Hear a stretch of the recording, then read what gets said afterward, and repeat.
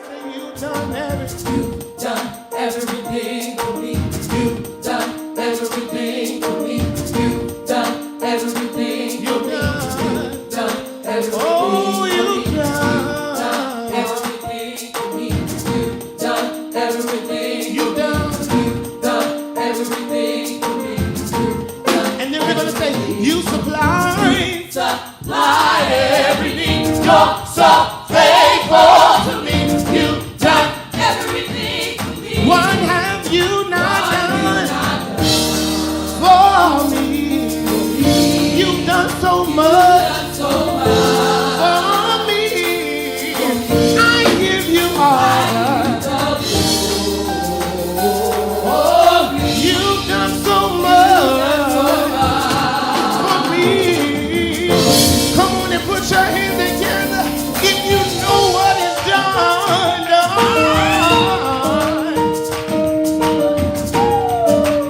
Oh, here we go. Say you've done everything. You've done everything. Done everything for me. You've done everything for me. You've done everything. You've done everything for me. You've done everything for me. You've done everything for me. And He supplied every one of my needs. Supplied every need. You're so faithful to me. You've done everything for me. What have you not done for me? For me. We give you glory. 'Cause you've done so much for me. Come on and put your hands together. Oh, God, we thank you. God, we glorify you. You've done you.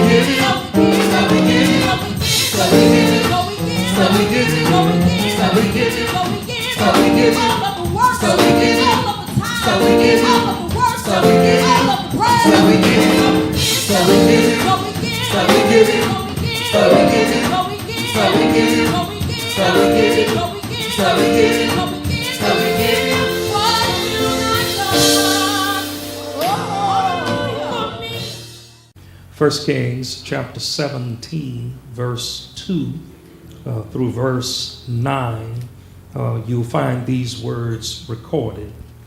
God then told Elijah, "Get out of here and fast. Head east and hide out at the Kerith ravine on the other side of the Jordan River. You can drink fresh water from the brook. I've ordered the ravens to feed you. Elijah obeyed God's orders. He went and camped in the Kerith Canyon on the other side of the Jordan. And sure enough, ravens brought him his meals, both breakfast and supper, and he drank from the brook. Eventually, the brook dried up because of the drought. Then God spoke to him, "Get up and go to Zarephath in Sidon and live there. I've instructed a woman who lives there, a widow, to feed you." I want you to turn to your neighbor and shout to them, "Hang in there." All right, I'm going to give you one more shout. Shout to your neighbor, "Hang in there. Help is on the way." You may be seated in the Lord's presence. That's what I want to talk about this morning.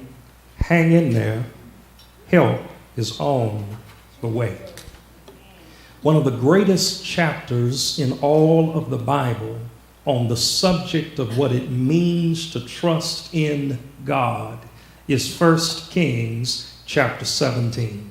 And what I want to do with these 15 Baptist moments that I have this morning, because a Baptist moment is different from any other kind of moment. Some of us have been around church long enough to know that I'm closing doesn't necessarily mean I'm closing.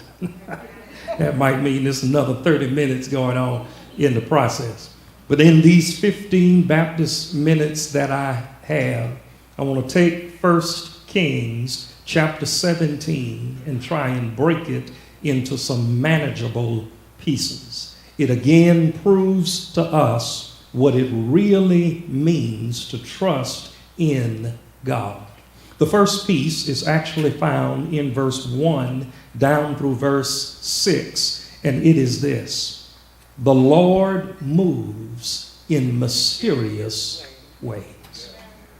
So, Ronisha, I have lived just long enough to finally understand that I don't understand as much about God as I thought I did. I've been a Bible student. I've been a Bible teacher. I've been a Bible communicator. But passages like 1 Kings chapter 17 teach me that I don't know as much about God as I thought I did. Verse 1 through verse 6 proves that the Lord moves in mysterious ways. By the time you get to verse 1 of 1 Kings chapter 17, God's people, the nation of Israel, is under judgment and condemnation because of their sin. The primary sin that they suffered from or were plagued by was the sin of idolatry. Idolatry is when God does something for you and you give something or someone else credit. An idol becomes an idol the moment you place more attention on it than you place on God. And the reason many of them were following idols is because idols did not come with responsibility or accountability.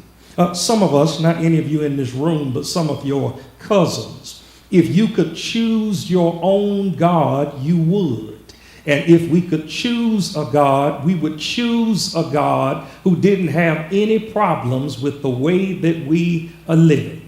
If we could choose our own Bible, we would take out all of the verses that we didn't agree with.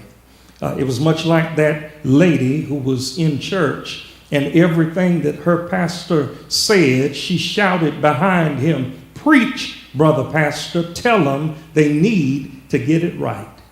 He'd talk about running around on your spouse, and she'd shout, "Preach, brother pastor, tell them they need to get it right."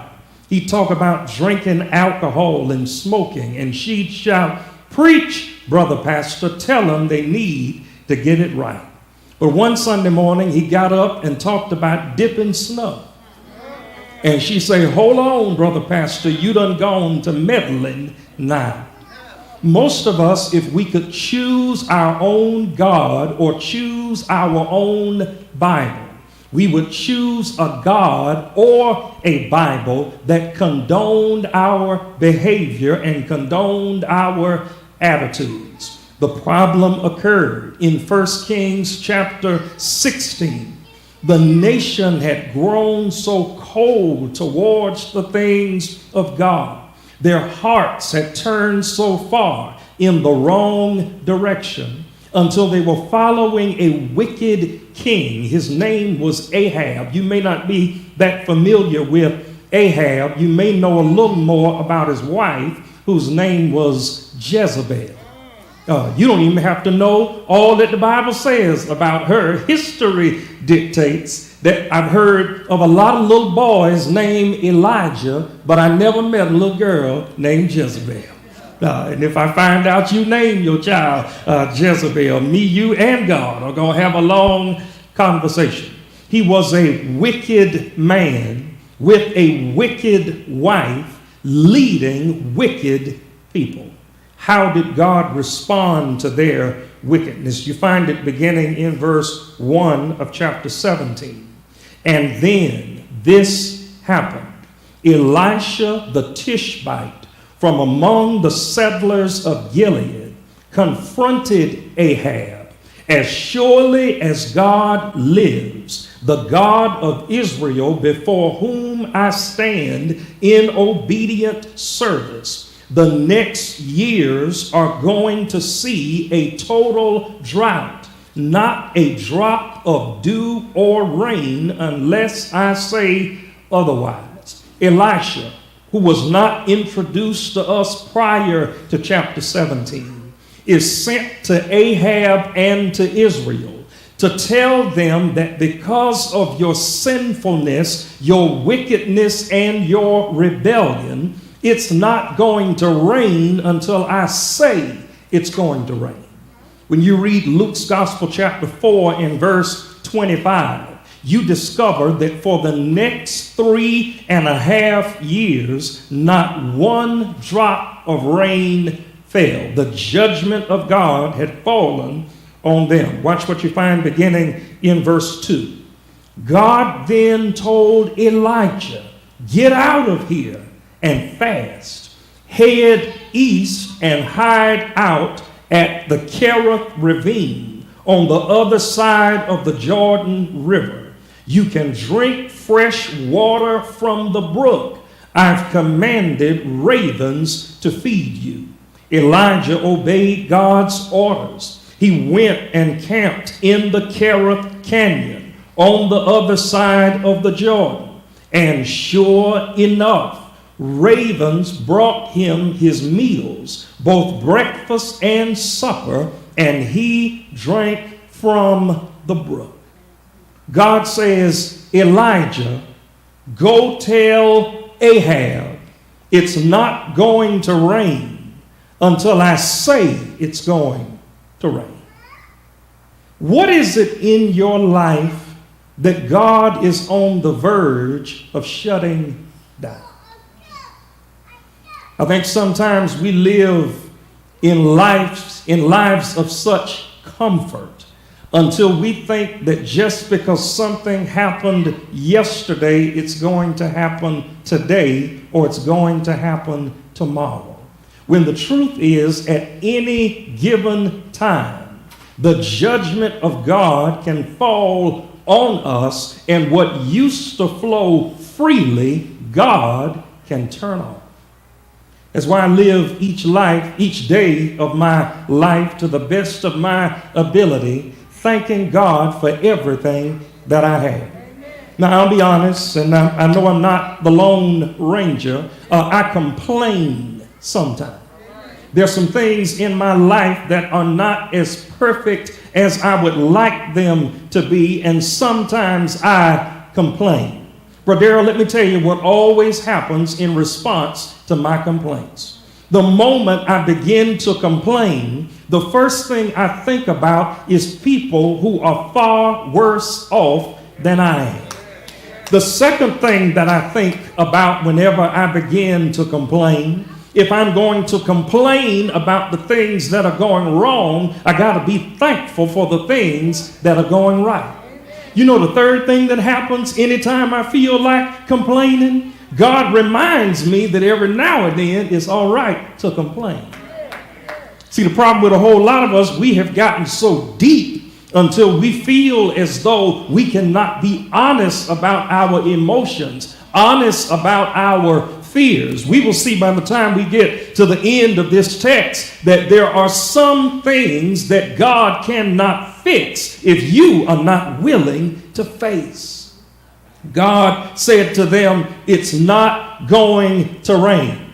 The same famine that they found themselves in, Elijah also found himself in. When there is no rain, famine follows, and death follows famine. Famine follows drought, and death follows famine. That means the longer this drought went on, the more people died.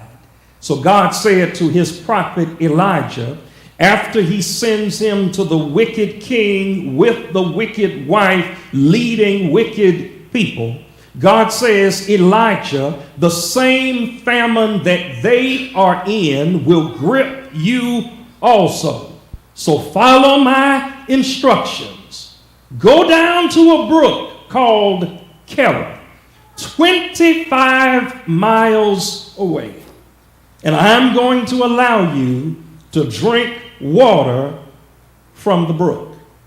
And I have commanded ravens to bring you bread and meat in the morning and in the evening. I wish you knew more about ravens. A raven is what we call a corvine bird from the crow family. It is not simply a carnivorous bird or an herbivore. That means it's not just a meat-eating bird or an herb-eating bird. It is an omnivorous bird. A raven will eat anything. For God to say, I'm going to send ravens to feed you in the morning and feed you in the evening is like telling Wells Fargo Bank, I'm going to send bank robbers to deliver your next deposit. Ravens ate anything and ate everything. Yet God said, I'm going to allow you to drink water from the brook, and the ravens will feed you breakfast and feed you dinner. You didn't hear what I said. God says, I'm going to allow you to drink water from a brook, and ravens will feed you breakfast and dinner. I wonder, what raven is it in your life that you've been trying to swat away? And it's that very thing that God has sent to sustain you. What brook is it in your life that you have been moving past, and it is that very brook that the Lord desires for you to drink from? What are you getting at, Pastor Thorpe? The Lord moves in mysterious ways. And the moment you think you've got God figured out is the moment you don't have God figured out. Because he moves in mysterious ways. That's what you find in verse 1 through verse 6. The Lord moves in mysterious ways. But that's not all. Not only does the Lord move in mysterious ways, but the Lord does mysterious things. It's found beginning in verse 7 down through verse 12. Up until now, the main character of this historical record is the prophet Elijah. Now God is about to introduce a nameless widow woman who will teach us more in the next 18 verses than most of us will learn in our entire lifetimes. She teaches us that not only does the Lord move in mysterious ways, but the Lord does some mysterious things. That means his ways are mysterious, but then his deeds are mysterious. God is the only entity that I know of who will not act the way we want him to act. Hey, the Lord doesn't even do math the way we want him to do math. No, we say that 1 plus 1 plus 1 equals 3. God says that 1 plus 1 plus 1 still equals 1. One Father, one Son, one Holy Ghost, yet it still makes up one God. We say that 2 and 5 multiplied equals 10. God says 2 and 5 multiplied can equal 5,000. Because one day he took 2 fish and 5 loaves of bread. And by the time he got done multiplying, he had fed 5,000 men, not counting the women and the children. His ways are mysterious, but then his deeds are mysterious. Watch what he says in verse 7 down through verse 12. Eventually, the brook dried up because of the drought. Then God spoke to him, "Get up and go to Zarephath in Sidon and live there. I've instructed a woman who lives there, a widow, to feed you." So he got up and went to Zarephath. As he came to the entrance of the village, he met a woman, a widow, gathering firewood. He asked her, "Please, would you bring me a little water in a jug? I need a drink." As she went to get it, he called out, "And while you're at it, would you bring me something to eat?" God says, God allowed Elijah's brook to dry up. And then he says to them, "Go to Zarephath. I have commanded a widow woman to sustain you." I wonder how many of us are still sitting beside a brook and the brook is dried up. We're still waiting on ravens to come and bring us breakfast and dinner when God is saying that season in your life has passed over.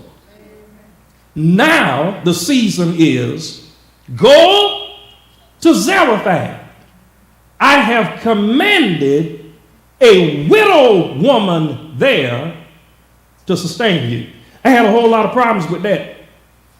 Right from the surface, my first problem was, Lord, in a time of drought and famine, why would you send a man to a woman to be sustained? Lord, when you created Adam and Eve in the Garden of Eden, you didn't put Eve there first, you put Adam there first. And before you gave him a wife, you gave him a job.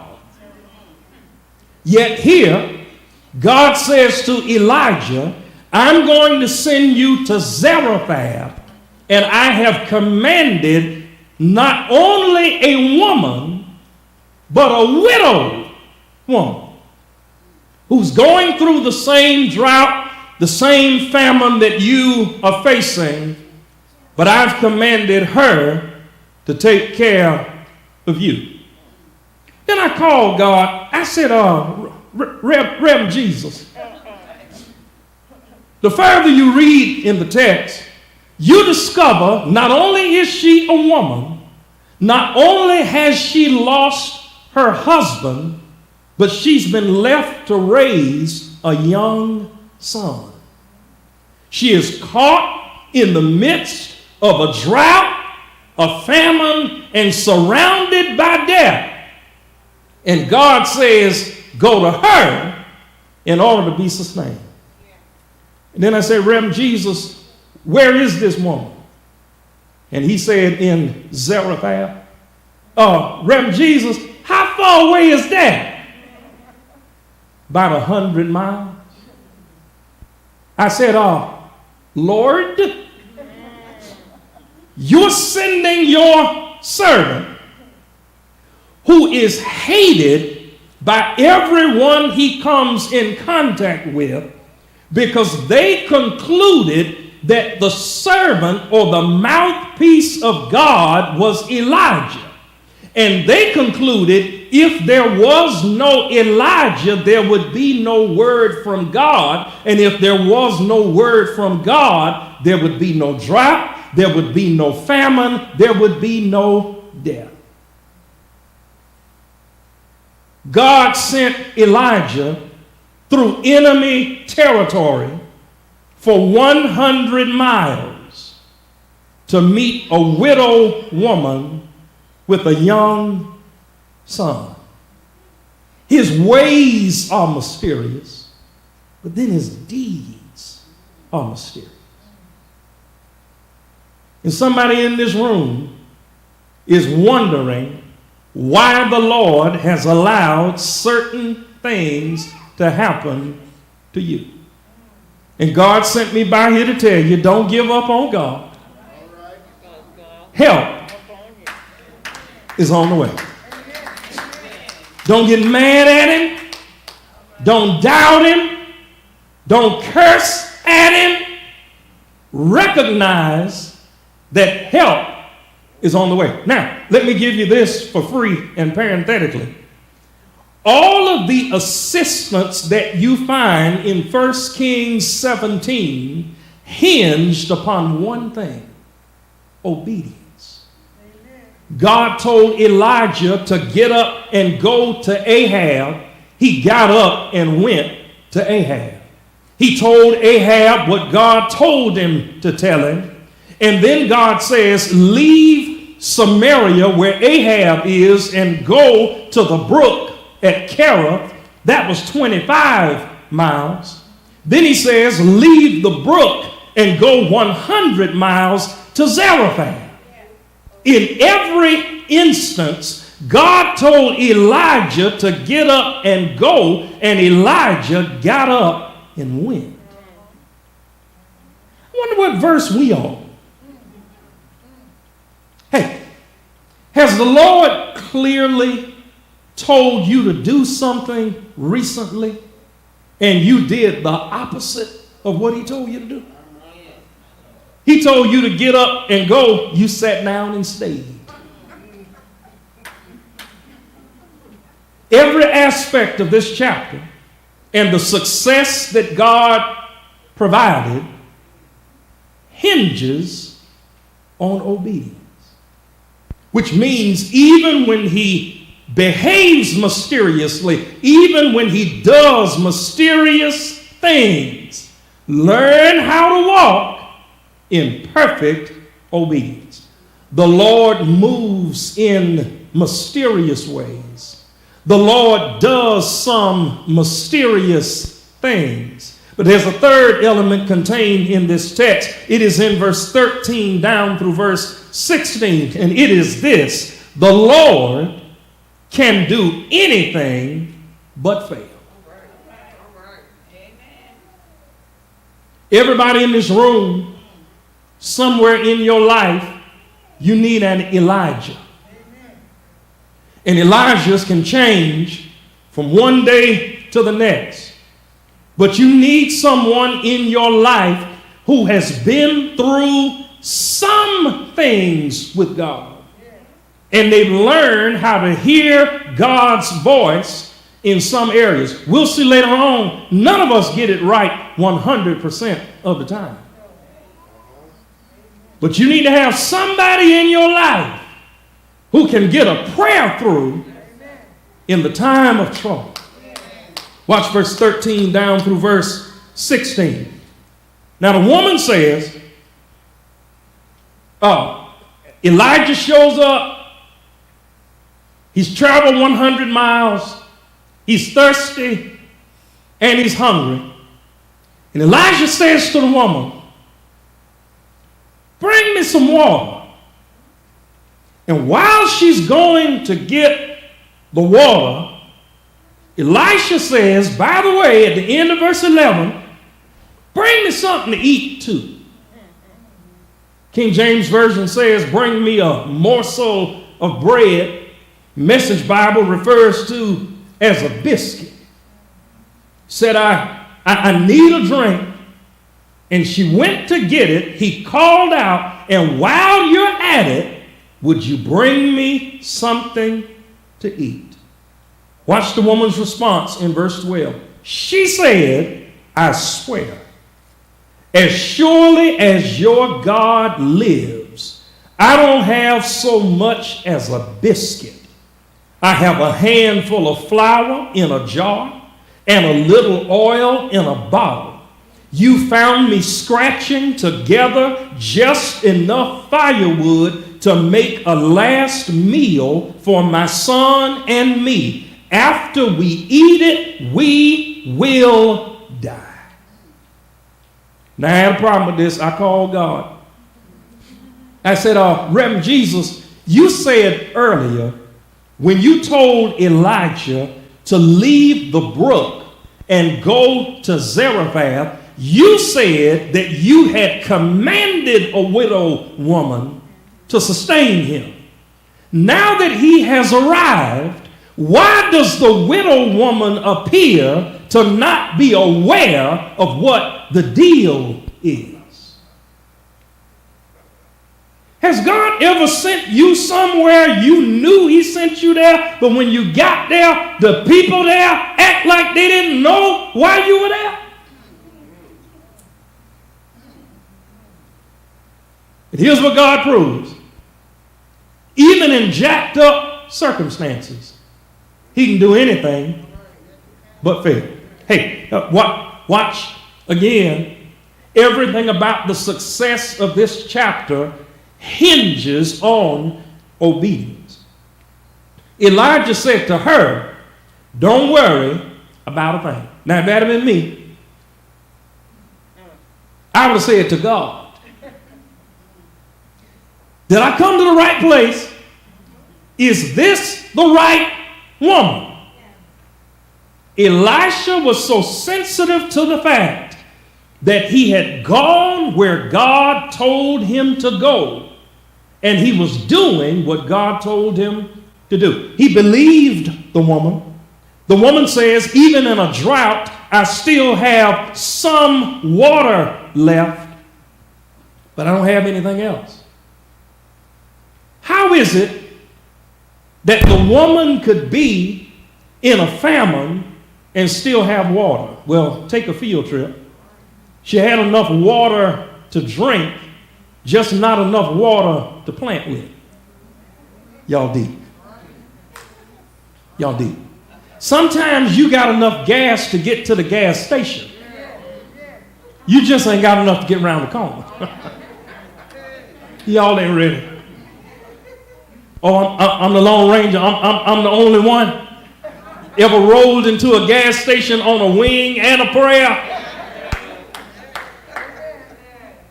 You start looking at the gauge differently, hoping that if you change the angle you're looking at it from, that maybe it'll say or mean something different. The woman had to choose. She had planted all that she could plant, and her water supply was running so low until she knew she did not have enough water to irrigate another crop. This drought, by the time you read Luke chapter 4 and verse 25, lasted for 3.5 years. We don't know what year we're on in chapter 17, but somewhere in between the beginning and the end. This could be after the first year. It could be after the second year. Bottom line is she had enough water to drink, but not enough water to plant a harvest. And she says to Elijah, I'll bring you some water, but just as sure as your God lives, I have nothing for you to eat.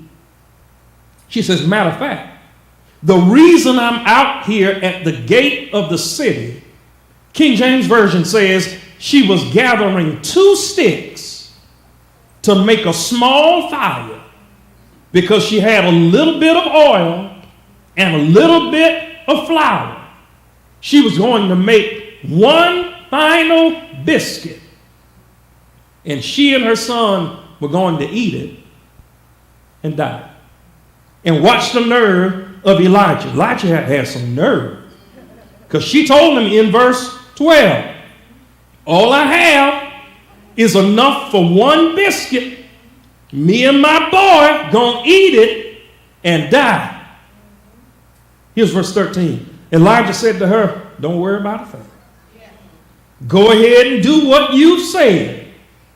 But first, make a small biscuit for me and bring it back here. Then go ahead and make a meal from what's left for you and your son. This is the word of God of Israel. The jar of flour will not run out, and the bottle of oil will not become empty before God sends rain on the land and ends this drought.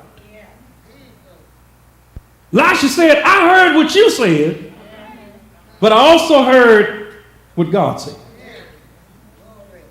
And God has been blessing my obedience thus far, and I'm not going to doubt him now. You know what Elijah's saying? God told me to get up and go to Ahab. I went, and he blessed. Then he told me to get up and go to the brook. I went, and he blessed. I drank water from the brook, and he sent scavenger birds to feed me in the morning and feed me in the evening. Elijah was saying, you can't make me doubt him because I know too much about him. Elisha says, I know he has mysterious ways. I know he has mysterious deeds, but I also know he can do anything but fail. So watch the woman's response. And she went right off and did it. Did just as Elijah asked. And it turned out as he said. Daily food for her and her family. The jar of meal didn't run out, and the bottle of oil didn't become empty. God's promise fulfilled to the letter exactly as Elijah had delivered it. The Lord can do anything but fail. Hey, now watch Elijah's promise. Elisha said, the oil that you have will last. The flour that you have will last until this famine is over. Elisha's rationale is that the way God works is that he works through, catch this, different sources in different seasons. Here's God's word. He works through different sources in different seasons. And the problem with a whole lot of us, our season has changed, but we're still looking to the same source. There was a season for Elijah to drink from the brook and allow ravens to bring him meals in the morning and evening. That was his source, but then God changed his season. God says, leave Kerith and go to Zarephath. I'm changing your season and I'm changing your source. And could it be the reason you're so frustrated is because either you are stuck in one season and God has moved on, or you are relying on one source and God is supplying through another source. So Elisha says, your meal won't run out until the famine is over. Which means when the famine is over, that's a season change. You can expect a source change. You don't eat now as an adult the way you did as an infant. I pray you don't.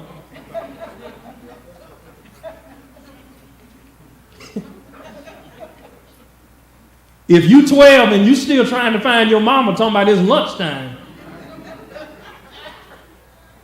you need to recognize you're in a season change. And that brings about a source change. The Lord moves in mysterious ways. The Lord does some mysterious things. The Lord can do anything but fail. Here's the last thing, and I'm in my seat. The Lord will do everything except fail. I wish this text ended in verse 16, but it actually keeps going in verse 17. In verse 17, but this is going to bother y'all. This is going to be a problem here. This was a problem for me.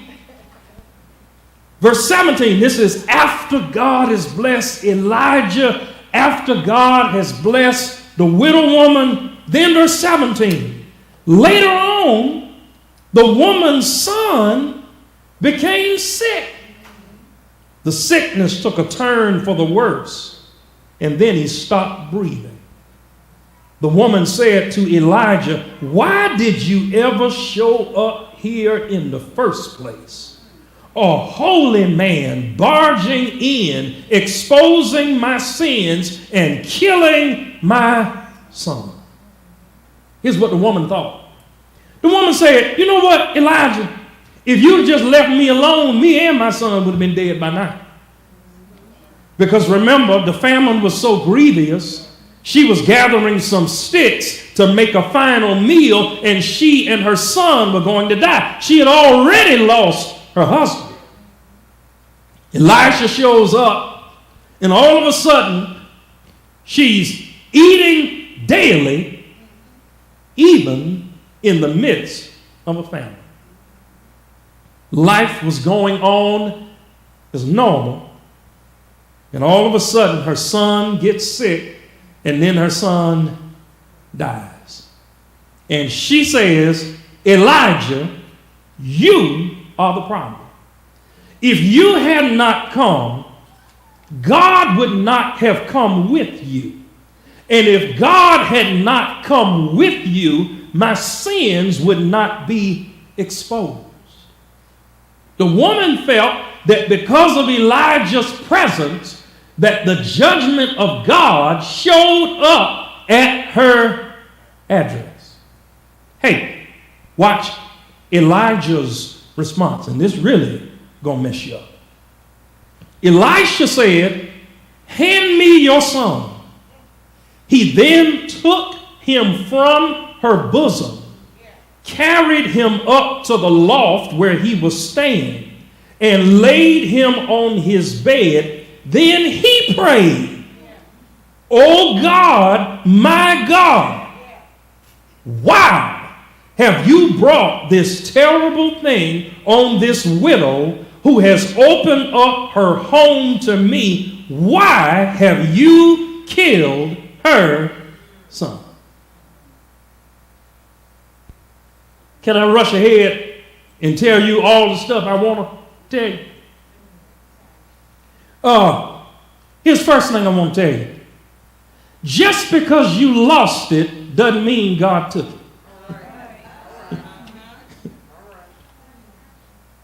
Not everything you lost means that God took it. And because that's true, you know what you need to learn how to do? Pray. Pray. Don't ever get so deep until you start believing that you and God are on the same page about everything, you still got to pray. Oh, Pastor, you don't understand. I've been saved since I was 5. I don't care if you were saved in the womb. You still got to pray. Pastor, I come to church every time the doors open. I pay my tithe. I try to love all of my enemies. You can have all of that going for you, but you still got to pray. Just because you lost it doesn't mean that God took it. All right, let me give you a second thing on my way to my seat. Number one, just because you lost it doesn't mean that God took it. Here's the second one. God does not tell you everything. Because Elisha said, Lord, why did you do this? Why have you allowed this calamity to come on this woman? Why have you killed her son? And the Lord says, Elisha, you do know you work for me, but I'm still the boss. And I don't have to tell you everything. Hey, and because the Lord is not going to tell you everything, you know what that means you need to do? Pray. Pray. Because the Lord says we don't ever need to get so comfortable with each other until you forget who I am. Pray. Preacher. Pray. Child of God. Pray. All right? Just because you lost something doesn't mean God took it. That means you ought to pray. God does not tell you everything. That's why you ought to pray. Here's the last thing and I'm out. God will always be God and you are not. You know what that means you need to do? Always pray. Because God is going to always be God. You ain't never going to be God. So you know what you need to do with your spiritual self? Pray. Hey, woman says, Elisha's response, by the time you get to the end of verse 20, why have you killed her son? Watch what he does in verse 21. 3 times he stretched himself out full length on the boy, praying with all his might. God, my God, put breath back into this boy's body. God listened to Elijah's prayer and put breath back into his body. He was alive. Elijah picked the boy up, carried him downstairs from the loft, and gave him to his mother. Here's your son, said Elijah, alive. The woman said to Elijah, I see it all now. Some stuff you see, but the Lord wants you to see it all. She said, I see it all now. You are a holy man. When you speak, God speaks a true word. God will always be God. You are not. And that means you need to always pray. Hey, in Luke chapter 4, in verse 25, we are told that this famine lasted for 3.5 years. And you know what Jesus says in Luke 4:25 and 26? Jesus says that a prophet is not honored in his own country. Jesus said there were many widows in Israel in Elijah's day.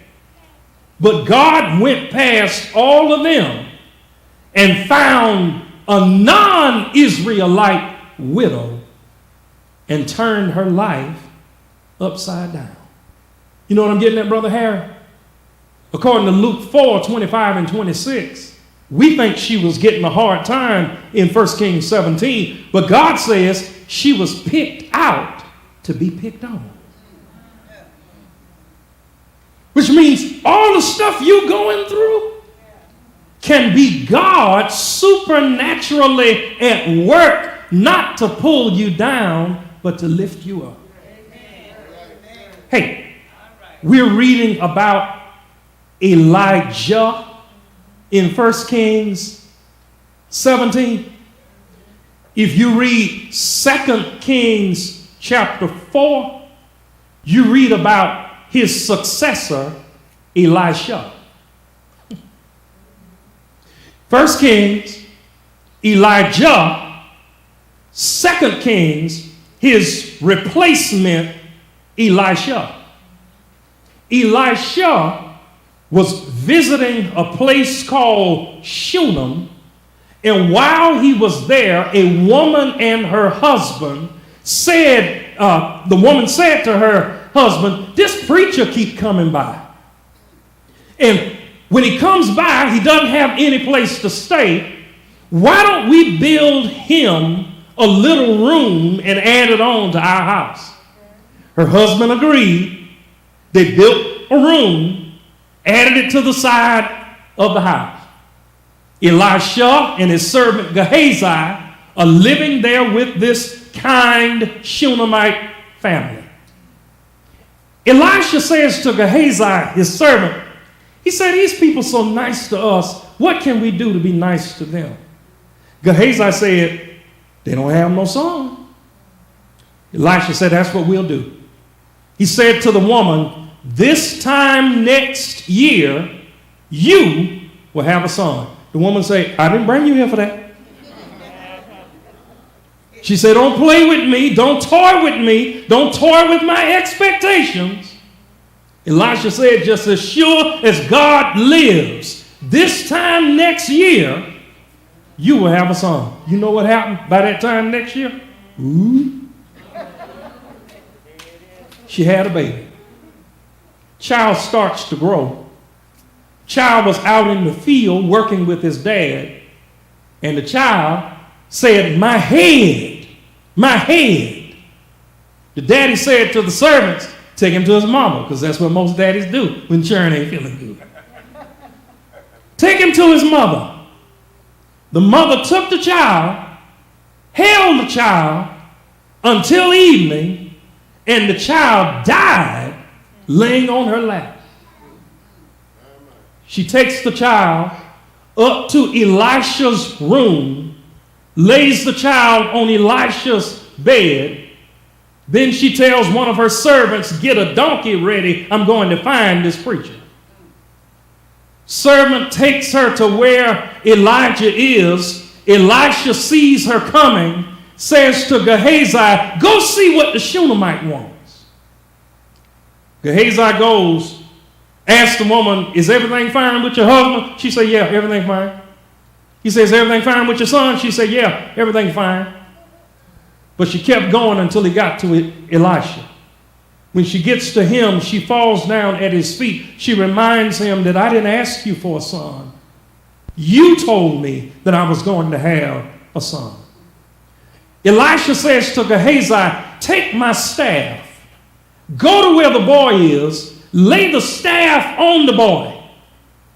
The woman says to Elisha, she said, I don't care nothing about your staff. That ain't what the Lord sent me here for.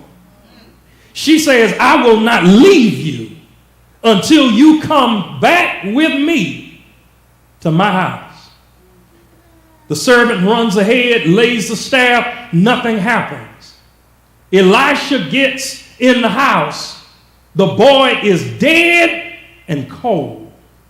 Elisha stretches himself out over the boy's body, and his body gets warm. Elisha goes back down into the house and paces back and forth, goes back up again, stretches himself back on the boy, and the boy sneezed 7 times. And Elisha delivered him back to his mother. Pastor, why are you telling us all of this? If Elijah didn't know what to do in 1 Kings 17, Elisha wouldn't have known what to do in 2 Kings chapter 4. And God's word to somebody in here is, you don't know what God is up to. You know why? Because he moves in mysterious ways. He does some mysterious things. He can do anything but fail. But he will do everything except fail. And all you got to do is be obedient to whatever he has said.